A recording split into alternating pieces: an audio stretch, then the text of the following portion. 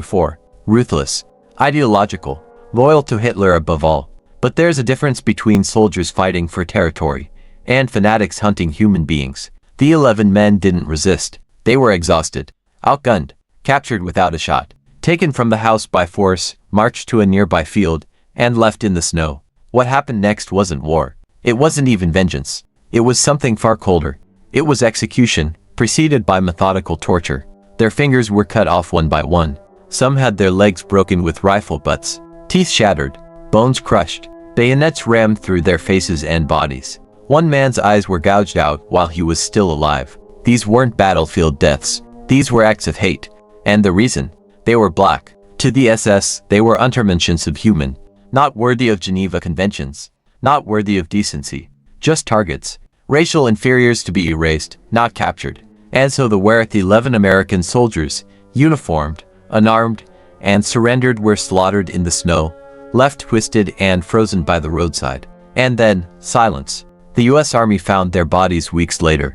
A reconnaissance patrol stumbled on the corpses. The scene was grotesque. The injuries were unmistakable. The war crime was obvious. And still, nothing. No arrests.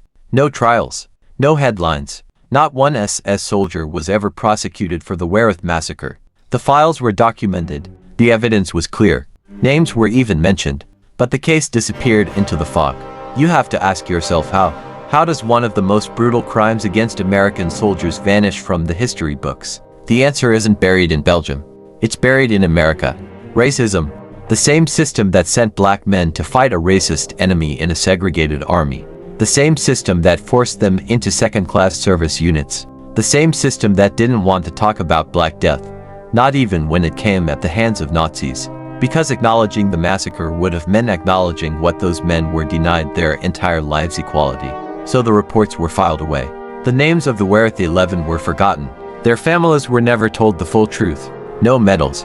No investigations. Just silence. For decades. It wasn't until the 1990s, nearly 50 years later, that a Belgian schoolteacher named Herman Langanger began asking questions. Why were those soldiers killed? Why wasn't it in the textbooks?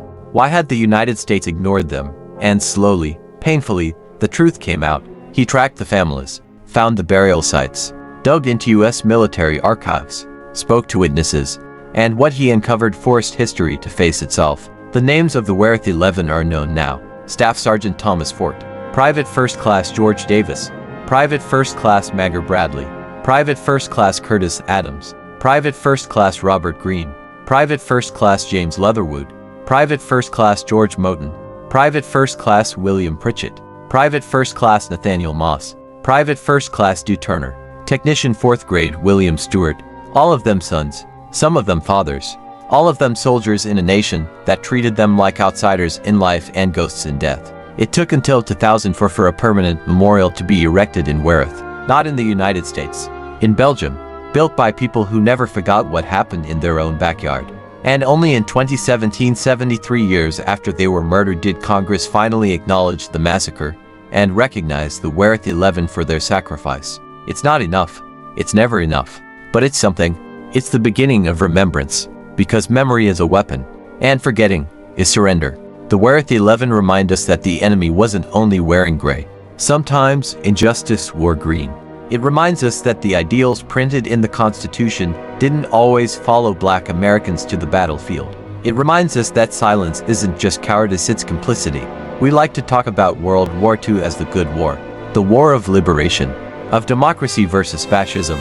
But how do you reconcile that with an America that fought Hitler's racism abroad, while enforcing Jim Crow at home? How do you square that with black soldiers dying for freedom overseas, then returning to segregation, lynchings, and second-class citizenship? The truth is, you don't square it. You confront it. You look it in the eye. You name the horror. You say the names. You build the monuments. You tell the stories not because they're comfortable, but because they're true.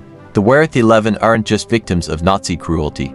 They're victims of historical neglect, victims of selective memory, victims of a military system that used them when needed and discarded them when inconvenient.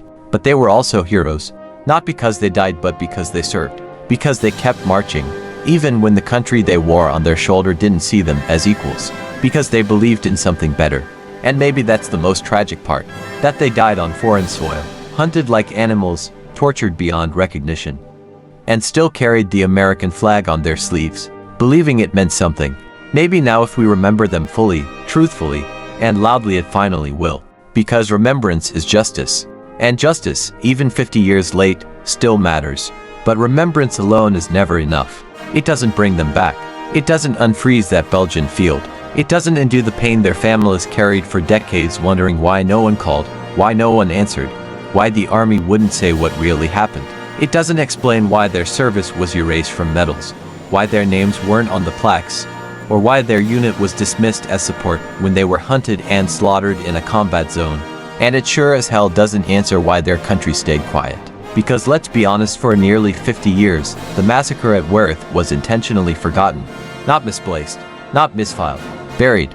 And that's not an accident. In the America of 1945, Black Death wasn't headline news. Not even when it was 11 soldiers executed by the enemy. Not even when there was forensic proof. Not even when the US government had the names of the perpetrators.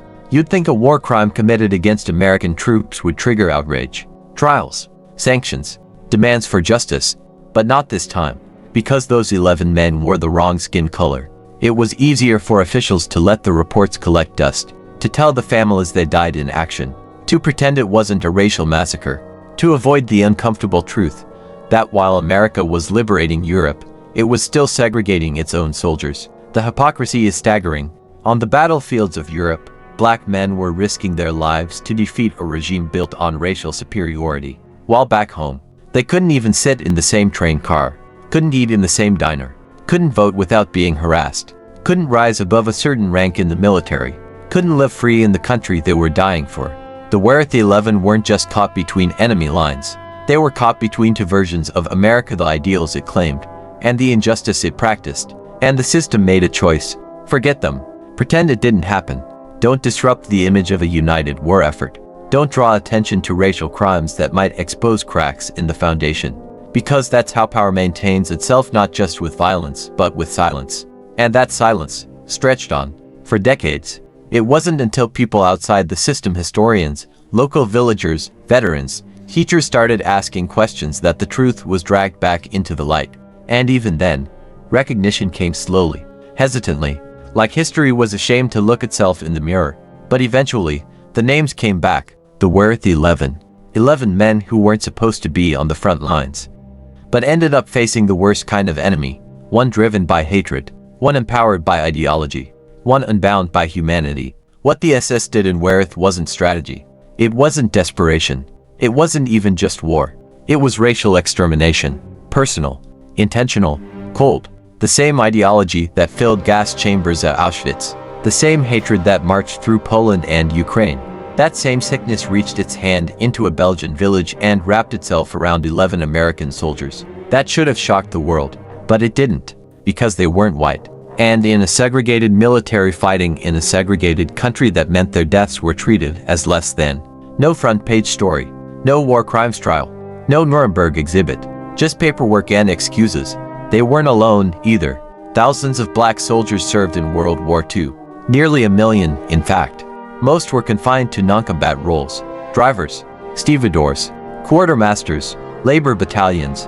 Not because they lacked skill, but because the system refused to see their worth. Still, many found ways to fight. The 761st Tank Battalion, the Black Panthers, tore through Nazi lines with Patton's Third Army. The Tuskegee Airmen flew hundreds of missions over Europe, never losing a single bomber under their escort. The 333rd Field Artillery Battalion, the same unit as the WWII 11, fired day and night to protect Allied troops during some of the fiercest battles of the war. And yet when they came home, no parades, no GI Bill, no respect. Instead, lynchings, discrimination, poverty, Jim Crow. They defeated Hitler and returned to second-class citizenship. There's a cruel symmetry in that, a bitter irony. The WWII 11 weren't just victims of Nazi violence. They were casualties of American indifference.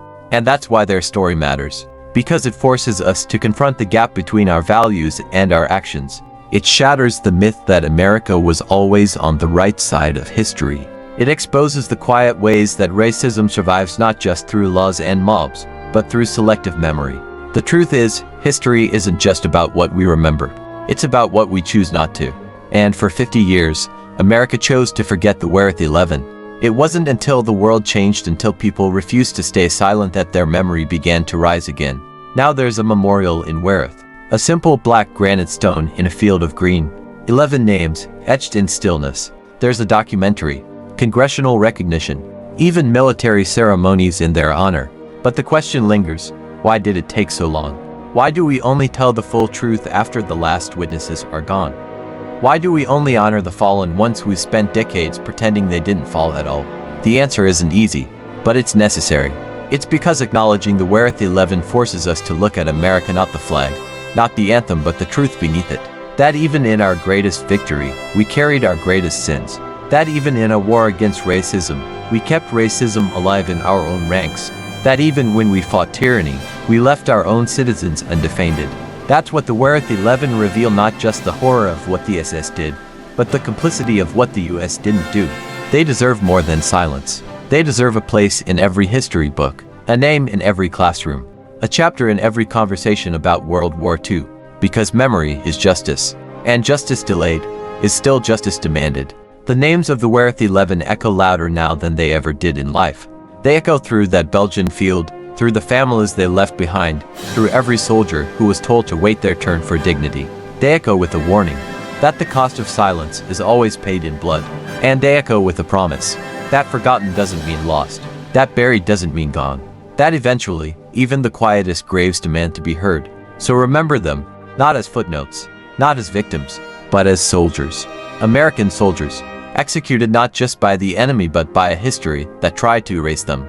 Now we bring them back, not with flowers or speeches but with truth. Because the only thing stronger than hatred is remembrance. And the only way forward is through the stories we were once too afraid to tell. The stories we fear to tell are usually the ones that matter most, because they hold up a mirror. And the story of the WWII 11, that frozen field, that long walk through snow, those 11 tortured bodies left as a warning, it reflects more than wartime horror. It reflects what happens when humanity is swallowed whole by ideology. And when justice is swallowed by cowardice. It would be easier to call it an isolated event. Easier to say the Nazis did what Nazis do. Easier to say this atrocity was just one of many in a world already drowning in blood. But that would be another lie. Because the massacre at WWII was not an accident of war. It was a message. To those soldiers, to their families, to anyone who wore dark skin beneath the US uniform. The SS wanted the world to see that even under the stars and stripes, black life was still a target. Still expendable. Still vulnerable. And by doing nothing, by saying nothing, the US military helped carry that message forward. That silence after the massacre. That silence was its own crime. No court-martials. No classified tribunals. Not even a public condemnation.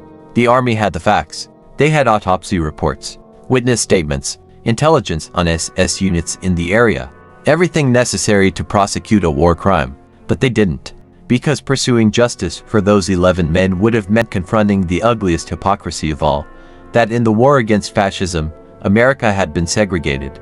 In uniform, in barracks, in training camps, on the front lines. And to challenge that reality would have meant admitting that freedom wasn't truly for all. So the records were shelved. The files were sealed. The families received only fragments, vague letters, redacted notices, cold condolences wrapped in government language that said everything and nothing at all. The war moved on. History marched forward. And the names of the WWII 11 disappeared into the snow, just as they had fallen into it. But time has a way of thawing even the coldest ground. And justice, though slow, is relentless. It was ordinary people who refused to forget. A Belgian teacher named Herman Langanger, who grew up near that field and couldn't understand why those men had no story. Local villagers who had heard the gunshots in 1944 and never stopped talking about what they'd seen or what they suspected. Veterans groups in the United States who stumbled on the truth and were stunned that no memorials existed, no recognition given. They pushed, they questioned, they named names, and suddenly, history had no choice but to listen. There is power in remembrance. When the memorial in WWII was unveiled, it wasn't carved in glory. It wasn't grand. It was solemn, humble, but it carried a gravity stronger than any statue on Capitol Hill. 11 names etched in stone. Not just soldiers, but men, human beings. And with those names came the story, the truth finally spoken aloud. Not sanitized, not dressed up in patriotic myth, but raw, Because that's the only way healing begins, not through denial, but through exposure. You have to look directly into the face of injustice and admit what was done and what wasn't. America did not protect the WWII, but it can remember them, truthfully, fiercely. And that remembrance must become action, because there's a pattern here, a legacy of delay. The Tuskegee Airmen weren't fully recognized until the 21st century. The Manford Point Marines, black men who trained under brutal, segregated conditions, weren't awarded congressional gold medals until 2012. The 6,888th Central Postal Directory Battalion, the only all-black female unit deployed to Europe in World War II, was forgotten for decades before their story was resurrected. It keeps happening. Black excellence, black sacrifice, black courage, erased, ignored, delayed, or buried. And yet these men and women still answered the call, still served a country that didn't see them as equals, still marched into battlefields wearing uniforms stitched with both hope and betrayal. Why? Because they believed, not in the America that was